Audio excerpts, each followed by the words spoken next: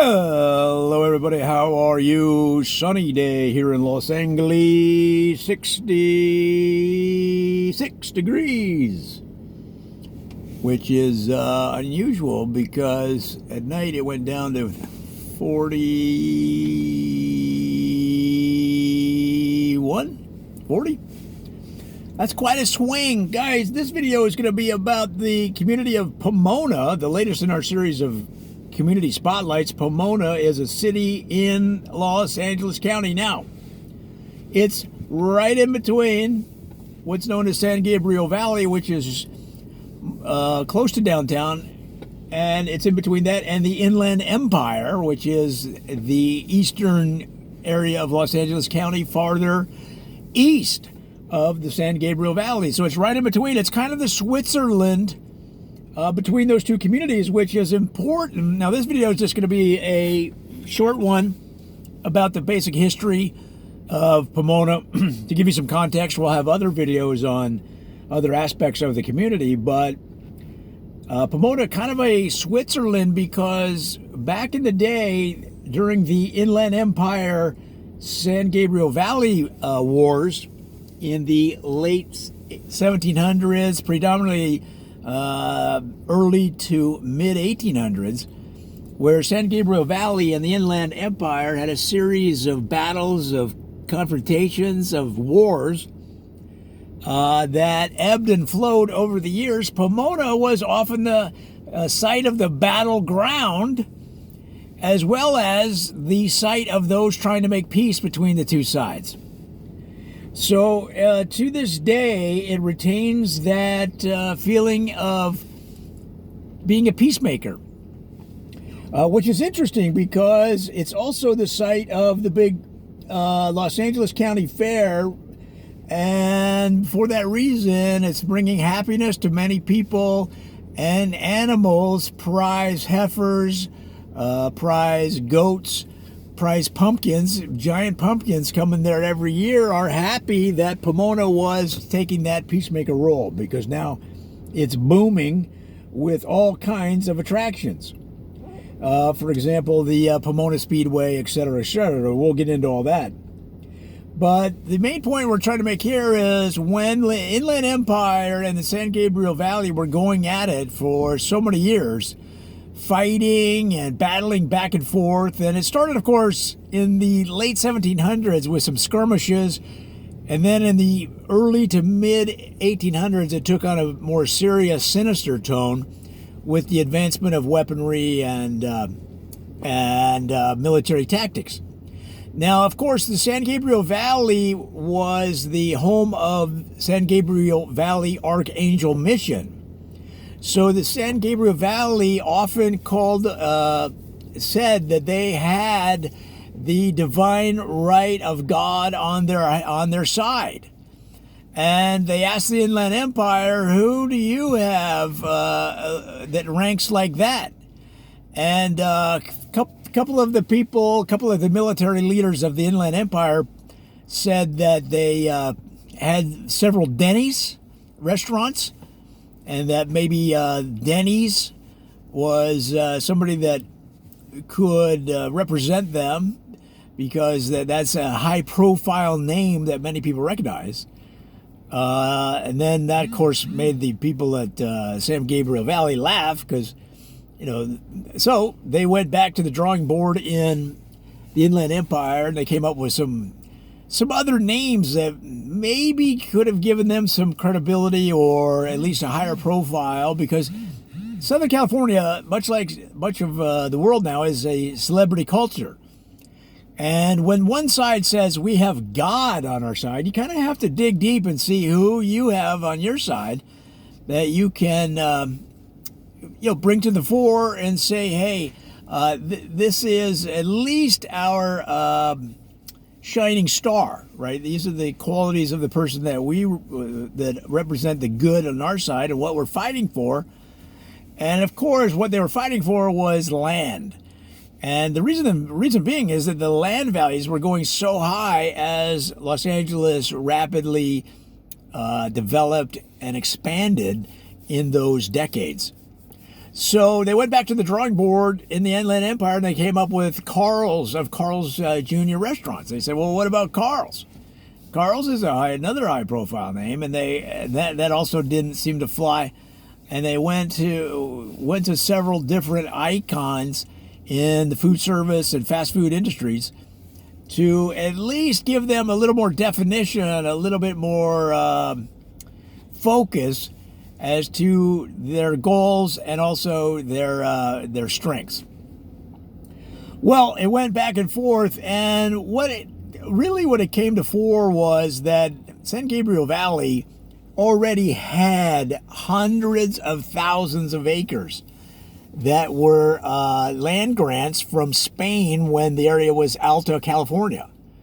And Inland Empire, and so they said basically that's enough. That they have enough. And if you've ever tried to drive through the San Gabriel Valley, there is enough land. I'll give you an example.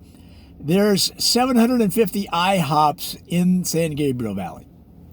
There are 479 Denny's. Okay.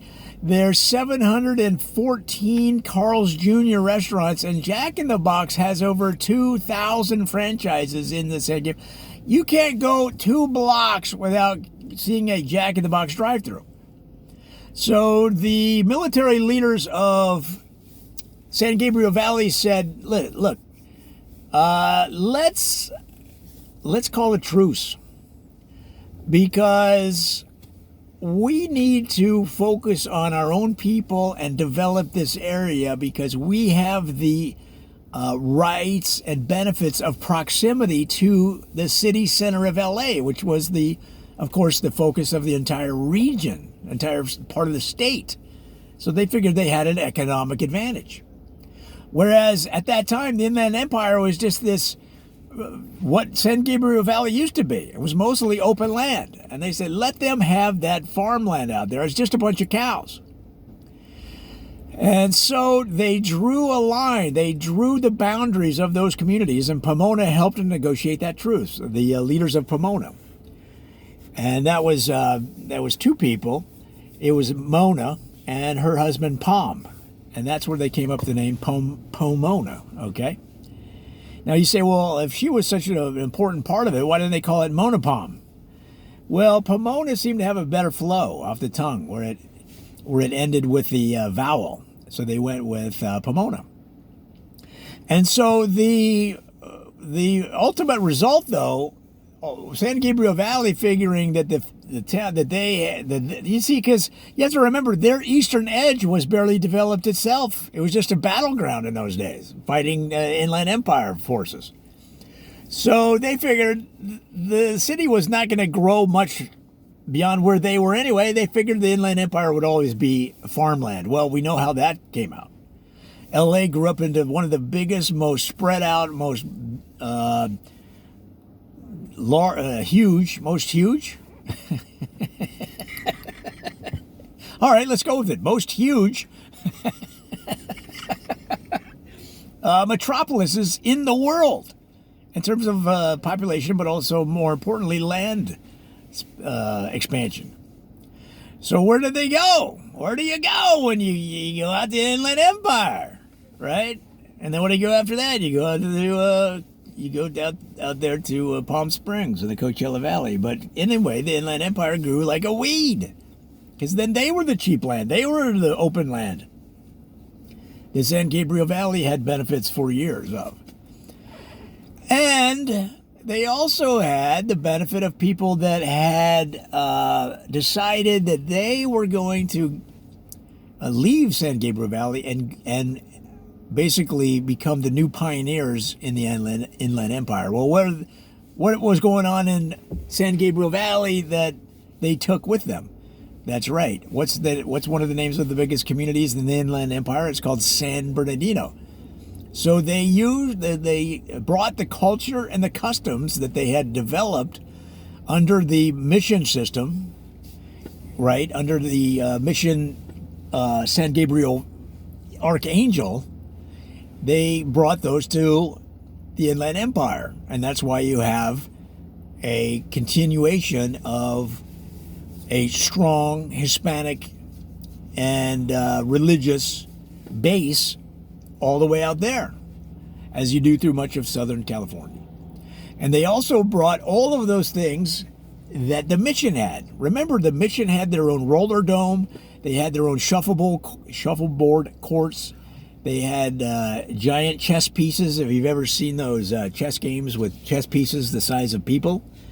They had a bocce ball court, right? They had a 110,000 seat stadium for soccer and other events. They had movie theaters, and that was all in the one mission. They basically had their own Disneyland that was under the guise of the Roman Catholic Church through Spain. Okay, and that's why there was over, 900,000 acres just devoted to the mission itself. I mean, if you wanted to go to church at the mission, in the early days, you just went to the main hall. That's what there was when it was built in 1776. But as the mission expanded, they put a church, I'd say every 798 feet.